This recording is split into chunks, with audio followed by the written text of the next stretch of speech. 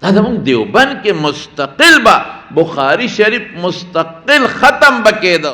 دا واړه یو بل ته ویې لکه زه چې د بخاري شریف ختم دی، نور ورته پته نه لګي چې دا بخاري شریف څه شی دی، خو نوم یې مشهور دی. او دونه رتبه دی له خدای ورکړې ده چې زمونږ علما لیکي چې دا کتاب په کومه کشتۍ کې پروت دی، دا کشتۍ به یې نه غر کېږي. او زمونږ علماو به د دې کتاب باقاعده ختم کو چې پریشانی به راله او مصیبت په دارالعلوم دیوبند کې به مستقل د دې ختم کېده چې کله به پریشانی راله. او 2 ځله پې ما په خپل یقین په خدای کې تجربه کړې، تجربه نه بلکې ویلم دی او خدای هغه کار کړی دی. د پنجاب کې یو مدرسه کې هم یو کال یو محتمم صاحب و ډېر ښه سړی، خدای دې وبخي اوس وفات شوی، نو زه یې بوتلی وم په دې ټک علاقه کې. نو ما ورسره خپل طالبان هم یو ځای بل ځای نه راغلي، ما ورته ویې ګورې دې طالبانو له به مستقل ته د ډوډۍ د چای انتظام به کې. هغه وی بېغمه اوسه، یو میاشت 2 ډوډۍ هم وه چای هم وه، یو څو میاشتې پس رو روټۍ کمزورې شوه، ډېره انتهایي ترکاري کمزورې شوه. طالبانو ما ته شکایت وکړ چې یاره دا خو مونږ له ډېره کمزورې روټۍ او ترکاري راکړې. ما محتمم صاحب راوغوښت، مې محتمم صاحب دا دې څه چل وکړه، دا خو د یو ځای کوټه او د یو ځای بل ځای طالبان دي او ډېر طالبان دي، تا ته خو پته وګوره ما در سره ماله تنخواه مه راکوه، خو مهرباني وکړه دا طالبان غریبانان دا ته پې تش کدوان ولا خوټکی هغه هم په غټ دیګ کې 4-5 کدوان دا څه کوي دا ما غریبانان به څه کوي؟ لږه ډوډۍ دی اوس ما ته یې ویې مولوي صاحب ما تا سره واده په واده ده، خو زه پریشان یم. ولې؟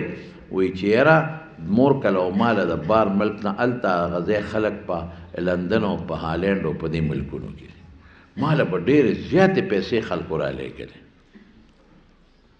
سخت کال 1 روپۍ چا نه ده رالیږلې، د وړو والا قرضدار یې نور نه راکوي، دکاندارانو قرضې راوړې دي نه راکوي، دوستانو نه مې وغوښتل مدرسې خو ولا خرچوي څوک پیسې نه راکوي. دومره پریشان یم چې اوس وایم چې د ښځې کالي خرڅ کړم، د لوڼو نه کالي خرڅ کړم، خو چې زه دا اوس څه وکړم؟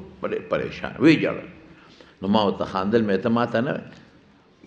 نو وایي ته به څه وکړې؟ مې ماله چې الله ځي سهار وختي مې طالبان د درس نه مخکې راغونډ کړل، مې راځئ د بخاري شریف ختم کړ. مدرسې حالات تنگ دي، د بخاري شریف لکه څنګه چې سړی د سپارو ختم کوي دقسې مې په طالبانو د دورې حدیث چې څومره و په هغې مې د بخاري شریف ختم وکړ. پېشمني به دې محتمم صاحب ما له چای راوړله، ما سره به یو ځای چای څکله، پېشمني دا د هغه عادت و. پېشمني راغې او وختي راغې او چای راوړه، ما ته ویې دا دې څه دم چوپ کړه؟ مې ولې؟ ما ته نظام روان شو. وی څنګه روان شو؟ وی پرون یو کس ټلیفون وکړه چې ما دومره پیسې درولېږلې ورشه بینک نه وصول کړه. ماښام بل ټلیفون وکړه چې پلانکي دکاندار نه مې پیسې ولېږلې او یو ټرک اوړه بدله درکړي، یو ټرک ورشه ول پلانکي له مې پیسې ورولېږلې، هغه سړي له زما دوست له د هغه نه دومره پیسې واله. وی 3 کسانو خو دونه پیسې راولېږلې چې زمونږ پې څو میاشتې کار کېږي. وی شی روان شو، مې اس پې م نه دي کړی خو د بخاري شریف ختم مې کړی. دا د ما خپله تجربه.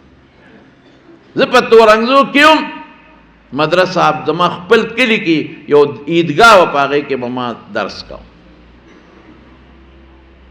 طالبانو د هغې چت هغه عیدګاه چت زما په خیال کې څه په 2-2.5 کناله کې غټ چت دی، دا زمونږ علما او طالبان پکې مونږ سره پاتې دي، هغه چت څه انتظام نه جوړېده. او چې کوم متولي و هغه ته مې ویل لکه دا چت ما ته وي دا زما په وس کې نه دی، په دې هغه وخت سره پې کروڑونه روپۍ لګېدلې، دې سره به څه کوو؟ مې ماله چل راځي طالبانو ته مې راځئ چې د بخاري شریف ختم وکړو. یاره تاسو یقین وکړئ چې میاشت کې دننه ډالۍ انتظام وکړو او چت ته لنټري ښه مزېدار واچولی شو د پریشانو د مشکلاتو دپاره. او انور شاه کشمیري رحمت الله علیه فیض الباري کې لیکلي دي او با حوالو یې لیکلي دي چې په کشتۍ کې دا پروت وي غر کېږي به نه، په یو ګاډي کې دا پروت وي غر کېږي به نه. نو چې یو انسان په خپله سینه کې بخاري ور واچوي د هغه به څه حال، په یو مدرسه کې ښودلی کېږي څه حال.